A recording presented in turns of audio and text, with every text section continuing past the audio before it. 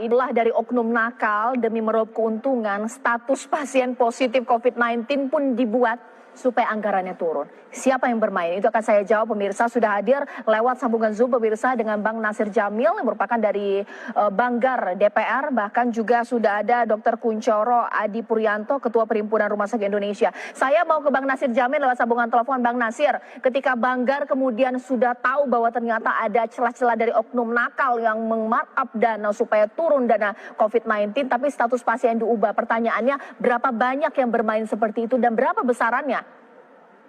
Caca, terima kasih. Tanpa mengurangi penghormatan kami ya kepada rumah sakit yang selama ini menangani pasien COVID-19 dan juga para petugas kesehatan, petugas medis yang menangani pasien COVID. Sebenarnya rapat pada hari itu sengaja kami mengundang Menteri Kesehatan, Menteri Pendidikan, Menteri Sosial dan juga Ketua Gugus Percepatan Penanganan COVID-19, Doni Munardo, dan juga Menteri Keuangan serta senior Deputi Gubernur BI. Jadi waktu itu memang sebenarnya kami rapat sebelumnya kita di Banggar sedikit kecewa karena anggaran kesehatan yang dianggarkan dalam penanganan COVID ini kan 87 sekian triliun. Sementara daya serapnya itu ya sekitar 4, sekian triliun. Artinya 5, sekian persen. Sehingga kita perlu tanya kenapa.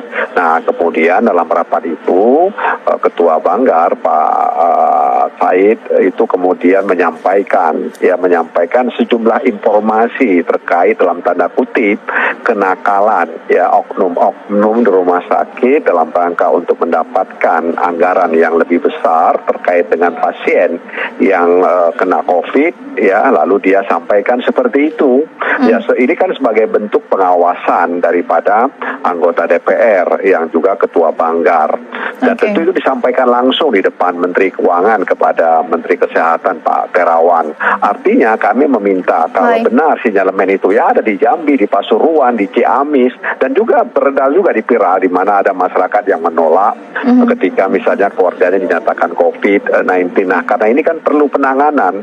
Kenapa terjadi seperti ini begitu? Ya, pemerintah kan harus bisa mengawasi benar nggak? Siapa yang bisa kita percaya? Apakah keluarga atau pihak rumah sakit kan begitu? Baik, saya langsung tanya kepada Dr. Kunchoro. Dr. Kunchoro, ini sebenarnya benar tidak bahwa ada oknum rumah sakit yang bermain mata untuk status pasien COVID-19? Bagaimana Dr. Kunchoro? Ya, saya tentu belum bisa mengatakan ada atau tidak. Karena kalau ada informasi seperti ini, biasanya kita harus melakukan investigasi. Kalau bagi kami, Persi, kalau rumah sakit itu memang seperti itu, udah ada pelanggaran itu. Fraud, kecurangan, tindak saja. Tetapi tentu melalui klarifikasi, investigasi yang benar gitu bersama-sama gitu. Ya. Agar supaya itu tidak terjadi lagi gitu. Itu Mbak Caca. Oke, sebenarnya Dok, bagaimana kemudian mengawal dari rumah sakit? Beberapa keluhan yang juga disampaikan bahwa sistem dari database dari rumah sakit ini juga menyulitkan sehingga kemudian ada selisih data. Apa jangan-jangan ternyata ini permasalahan data yang kemudian memang ternyata tidak sinkron sehingga kemudian arah kecurigaan ada markup dana COVID-19 atau memang benar ada yang bermain, Dok? Saya sih di era sekarang, di era saat ini itu sudah banyak perubahannya ya. Di awal-awal tuh kayak kaget semuanya. Jadi itu memang ketika awal COVID ini berpotensi ada selisih dan sebagainya, tapi semakin sedikit. Lebih-lebih sisi informasi ini sekarang udah jadi satu nih, ya. Satgas sudah jadi satu, semua jadi satu, lembaga jadi satu. Jadi informasi yang berjenjang tentu di daerah kabupaten kota itu kalau nggak, ini kan dianukan oleh Dinas Kesehatan Kabupaten Kota terus berjenjang ke atas, itu sudah mulai teratur. Saya menyadari nggak sempurna ya, ada nggak sempurna, pasti ada selisih-selisih ketidaksempurnaan. Nah oleh karena itu kita mengajak semuanya, ini perang nih, musuhnya nggak kelihatan ya, semua saja masyarakat itu kita keroyok bareng gitu Mbak. Baik, terakhir kemudian Bang Nasir Jamil singkat saja, kemudian kalau kasus ini diungkap juga harus tahu apa jangan-jangan ternyata karena kurangnya anggaran dari rumah sakit sampai mereka harus berbisnis atau mungkin jadi ada pihak besar yang kemudian bermain dari memainkan data sehingga bisnis COVID ini terjadi, Bang Nasir Jamil. Bang Nasir Jamil? Iya, saya nggak begitu dengar. Ya, Bang Nasir Jamil, sebagaimana kemudian DPR dan Banggar juga bisa mengungkap ini sehingga kemudian jelas yang bermain siapa, rumah sakit mana, dan kemudian menindak secara hukum?